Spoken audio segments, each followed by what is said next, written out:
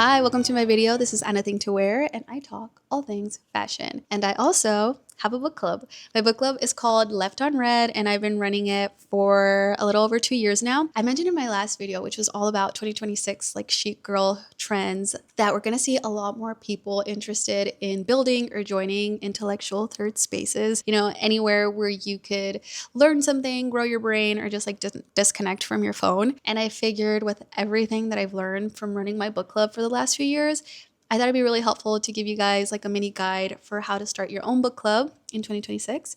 So without further ado, let's go ahead and dive into it. Okay, tip number one is decide the identity and the essence of your book club up front. I definitely did not do a good job with this one when I started my book club because I had no idea what I was doing. But I feel like if you can figure this out up front, it's definitely going to help you out in the long run. And obviously, you don't have to be married to anything. Like your book club will naturally evolve and change with time. But I would definitely figure out like what you want your book club to be like. What do you want to read? For example, some people really wanted their book club to be like off the grid, just like in person, friends and family, incredibly intimate. And other people start their book clubs with the idea of like wanting to turn it into a brand and have like a major online presence and a lot of membership. And so I would decide that at the beginning. It's hard to kind of like change halfway. I would lay that groundwork up front, as well as with just like the essence of your club, like in terms of what you're gonna read. This one was also tricky for me because I think that my taste in books just wasn't really solidified yet, and that's okay. You can have a very explorative book club where you're like, we don't read anything in specific, we just read what we feel like. I think that's fine. I will say that will be difficult if you're trying to build like an online presence for your book club and grow membership that way, because it'll just be a little bit harder to pinpoint like what your book club's really about. It'll be hard to pitch it to potential new members. So if I could go back in time, I would define that a little bit earlier for my book club. I think now it's pretty solid. Personally, I like to read a lot of female-centered literature, and it'll probably always stay that way. And so now I feel like that makes it easier to build what the book club is, what our brand is, and how to reach potential new members. Tip number two is going to be make sure you choose a format that you can show up for. And what I mean by that is everybody runs their book club differently. Some people only want to do in-person meetings once a month with a small group of people. Other people want to meet online. Some people do a hybrid. Some people never meet in person. And so I would definitely take some time to reflect about your life and figure out how much time you can spend on book club. Whatever standards you're setting for the book club or whatever you commit to verbally to your members, make sure you can deliver. And you won't always have all the answers right until you're actually starting to run the book club and you're like, oh wait, actually, I really can't meet once a month, or I can't meet twice a month, or whatever it is. Just make sure you adapt quickly. That's honestly one of the most important parts about it, to keep members and keep a community. Number three is going to be start smaller than you think.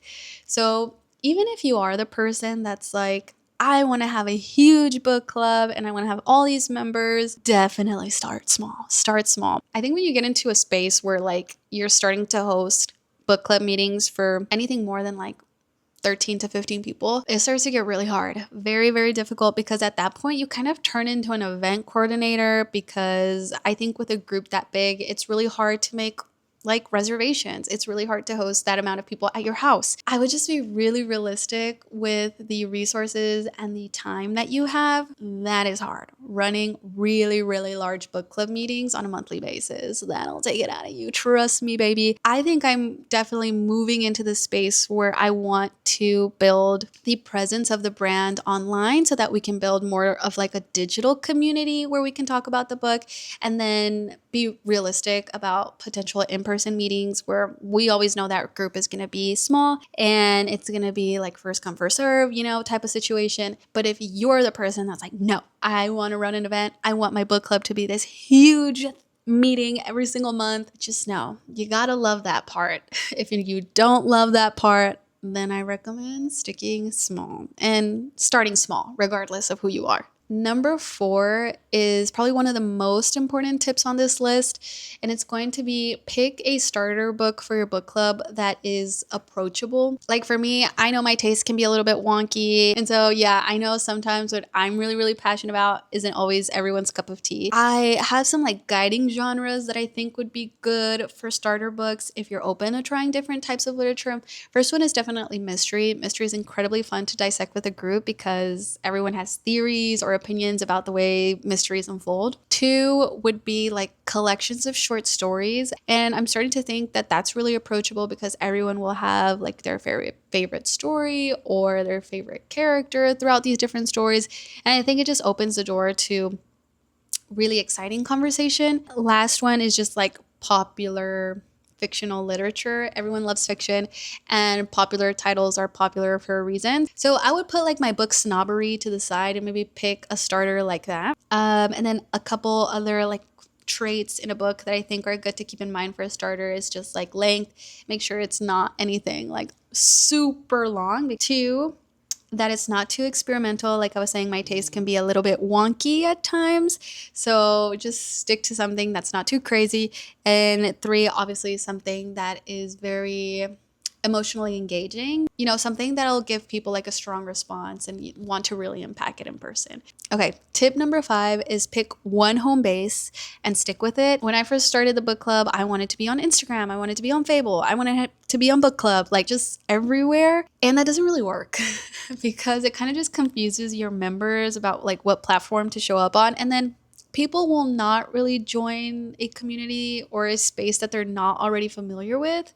So I wouldn't like put anything really crazy in the mix that's like an app that nobody has ever heard of. If you're not too sure, I'd say maybe lean into Instagram.